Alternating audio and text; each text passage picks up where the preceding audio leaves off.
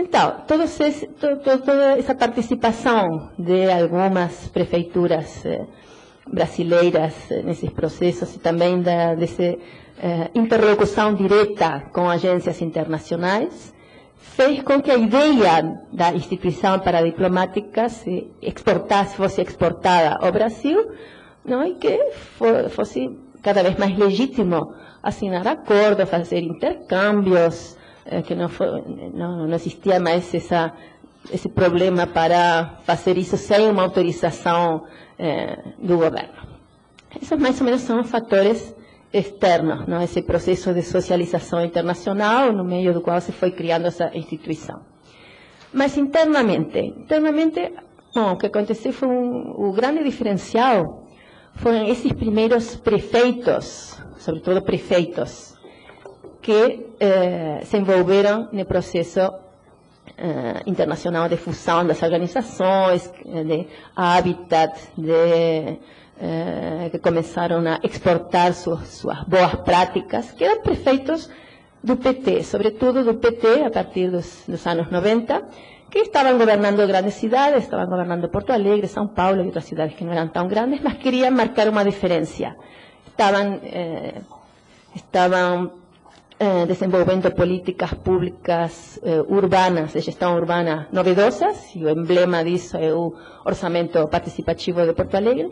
E aqui viram uma oportunidade de várias coisas, de intercambiar experiências, de divulgar as boas práticas, como uma maneira também de ganhar eles mesmos certo prestígio, certa relevância em todo esse movimento, são pontos políticos que ganharam. E também não existia a coisa da simpatia ideológica, porque esses movimentos, sobretudo essas redes de cidades que cooperam as mais ativas, são redes de esquerda, de centro-esquerda. Então existia um componente ideológico natural. Não estou querendo dizer que prefeitos de outras cidades não governadas pelo PT não estavam fazendo isso também. Só que acho que foi quem impulsou isso, quem empurrou todo esse movimento, foram sobretudo esses prefeitos e depois foram seguidos por outros. Então foi um motor importante e foi um fator importante. E o que aconteceu? Esses responsáveis municipais, no ano 2003, chegaram ao governo federal.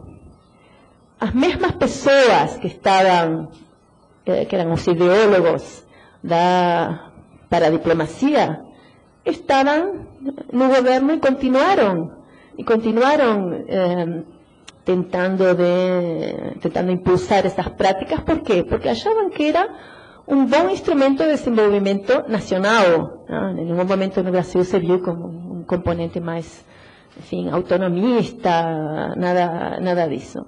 Então, bom, em nenhum momento seria meio exagerado dizer, não? Mas cada vez mais se viu assim, como um instrumento normal de cooperação. Porque na China se faz, se as províncias chinesas, com a centralização que tem a China, se o governo chinês impulsa as províncias a sair para fora e fazer cooperação e promoção, por que não no Brasil? Não tem perigo, não tem essa coisa que talvez no momento teve, que podia ser um obstáculo para a política externa nacional. Então se começou a fazer de maneira bastante sistemática, bom, com os meios um pouco reduzidos, mas se criou na Presidência da República uma subchefia de assuntos federativos, dentro da assessoria, uma chefia de assuntos federativos e institutos federativos, que também trata das relações entre os estados e o governo, não necessariamente para temas de cooperação internacional. Então, ali se impulsaram muitas coisas, por exemplo, a cooperação descentralizada com França, a cooperação descentralizada com Itália.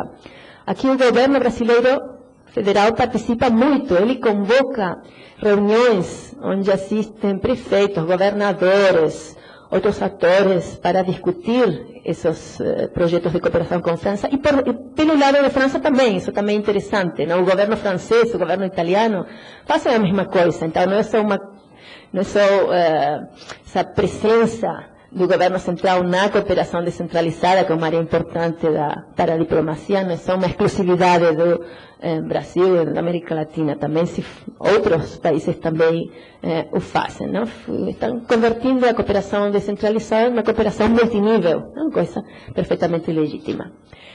No Mercosul, se foi criado há poucos anos um fórum consultivo de cidades, províncias, enfim, tem um nome muito longo, mas de prefeituras e de governos estaduais. Um órgão para dar voz aos governos locais no Mercosul. Então, quem pediu que se criasse esse órgão? Bom, basicamente, Mercocidades, que é uma rede de cidades bastante ativa, na qual muitas cidades brasileiras participam. Em total, a rede tem mais de 200 membros.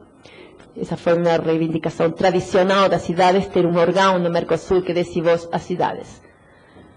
Mas nesse órgão estão também os estados brasileiros, as províncias argentinas, governos intermediários, que não tinham pedido para estar ali. Então, é muito interessante porque se estão ali porque o governo brasileiro, o governo federal brasileiro, quis. Não? Então, isso é também uma mostra desse impulso que se está dando desde acima, não? E que é um papel muito pedagógico. Não? O governo federal brasileiro, a subchefia de assuntos federativos, ela é a delegada do Brasil nesse fórum.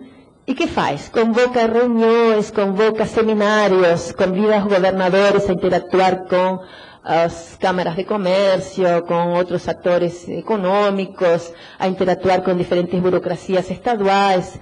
¿Para quê? Para aprender a cooperar em meio ambiente, enfim, para fazer desenvolvimento, sobretudo nas zonas de fronteira ou na Amazônia. Então, é uma labor realmente didática. É o governo central brasileiro que está ensinando aos governos estaduais a fazer a diplomacia, independentemente de que tem vários governos estaduais que não precisam ser ensinados, que eles já têm bastante iniciativa. Mas o Brasil é muito grande, então essas ideias não estão consolidadas em todos os lugares, mas o governo brasileiro está fazendo um esforço para isso.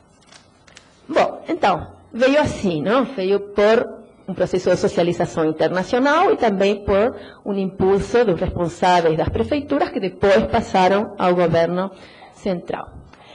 E qual é o seu conteúdo? Bom, basicamente, aqui o conteúdo dessa atividade, dessa instituição, dessa política pública é muito variável. Mas quase sempre você encontra que a cooperação descentralizada, técnica financeira, é uma dimensão importante, está sempre nas definições.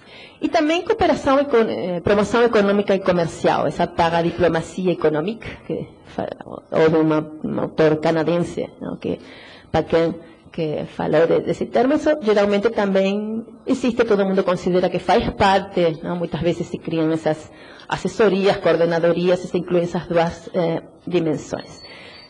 Mas tem uma coisa que temos aqui, temos em geral na América Latina, que não faz parte da definição da paradiplomacia canadense ou europeia, que é a captação de investimentos de agências internacionais. Isso não existe porque o Canadá não pede muitos recursos ao Banco Mundial para construir infraestruturas, hospitais, tudo isso. E aqui sim. Então, aqui uma parte, aqui na Argentina, acho que em geral isso poderia ser extrapolado, aqui se poderia falar de uma paradiplomacia do Sul. É um componente que se considera essencial. De fato, em Porto Alegre foi criada a coordenadoria, agora não me lembro exatamente do nome, de Relações Internacionais nos anos 90, inicialmente na base de uma agência de captação de recursos nacionais e internacionais, que depois se ampliou e virou de Relações Internacionais em geral. Então, temos componentes da paradiplomacia do Sul que não estão na paradiplomacia do Norte, mas também temos componentes de muitas paradiplomacias do Norte que não estão na paradiplomacia do Sul. E isso se explica pelas influências, pela constituency, ou pela ausência de constituency para a diplomacia. O que estou dizendo com isso? Bom, que normalmente en atividades de promoción económica y comercial, que se pueden desenvolver en medida mayor o menor, as prefeituras e os estados, porque é uma coisa mais de estado que de prefeitura isso, né? Então tem relação com a Câmara do Comércio, com, enfim, os órgãos que representam as forças econômicas, que ajudam a fazer as feiras, que fazem missões comerciais conjuntas. Então existe toda uma interação. Podemos dizer que uma influência importante dessa dimensão está nesse tipo de atores, os atores empresariais. Mas, na dimensão de cooperação, nós não temos umas ONGs ou uns representantes da sociedade civil articulada por detrás das políticas de cooperação. E por quê? Porque as políticas de cooperação ainda são políticas de receber, não de dar. Não? Na Europa, não? Você tem todas umas ONGs por detrás das decisões dos prefeitos de com quem cooperar, como cooperar, porque tem uns recursos para canalizar, para dar. Aqui tem pouca coisa, você pode colaborar com ideias, os recursos ainda são muito limitados, e quando um projeto envolve recursos, normalmente também a iniciativa não vem do governo subnacional brasileiro, vem da Agência Brasileira de Cooperação, não, que assina um acordo triangular, então, com um país de África, outro da Europa, então chama a Prefeitura de Curitiba, que é muito boa em resíduos, em algum tema específico, para que colabora. Mas não existe ainda na cooperação subnacional, na dimensão de cooperação da política externa subnacional, essa coisa de dar, se programar para dar cooperação. Claro que existe a Viva Rio, por exemplo, uma ONG importante brasileira que coopera, por exemplo, no Haiti. Mas não faz através da Prefeitura de Rio, nem de nenhum outro governo local, como em outros lugares se faz, se coopera com esses projetos através de uma prefeitura. Acho que, por um lado, é uma questão de cultura política, por outro lado, é uma questão de recursos também. Não existe um financiamento especial com o qual a Prefeitura do Rio possa contribuir para isso. Mas então isso faz uma diferença grande em todo esse processo de decisões de política externa subnacional. Não tem atrás quem controle, quem influa, quem diga o que fazer. Porque é uma política muito reativa, se trata de se organizar para receber recursos de doadores que muitas vezes fazem a proposta. Então, nesse sentido, tem essas seriam as características específicas e, bom, eu digo de novo, uma característica também bem interessante é liderança do governo federal. Estou acabando. Liderança do governo federal em todo o processo, que faz que essa política seja um pouco meio para a diplomacia e um pouco cooperação multinível, não? Ou política externa multinível. E o que sim não tem aqui é uma influência direta no processo de tomada de decisões nacional sobre política externa. Pode haver alguma consulta informal, mas não existem canais, não existe cultura, não existem, enfim, os governadores, os prefeitos não têm um órgão para levar sua voz e dar sua opinião articulada sobre o que fazer, o que não fazer, nos grandes temas de política externa. E perdão, já que ainda devo ter 3 minutos, e também não existe o ativismo que existe nos Estados Unidos, o movimento de Municipal Foreign Policy, a política externa municipal, pelo qual os ativistas criticam a política dos Estados Unidos, estão contra a nuclearização, contra a política dos imigrantes, é uma política muito ativa através, sobretudo, das prefeituras ou de algum governo estadual.